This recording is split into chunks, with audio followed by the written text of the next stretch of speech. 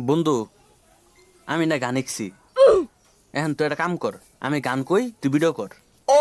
সত্যি মামা তুই গান শিখছস? আচ্ছা দে মামা ভিডিও করি, তুই গান ক।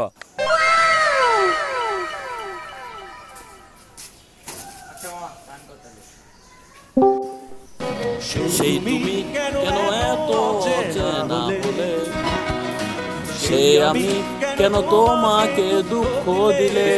আরে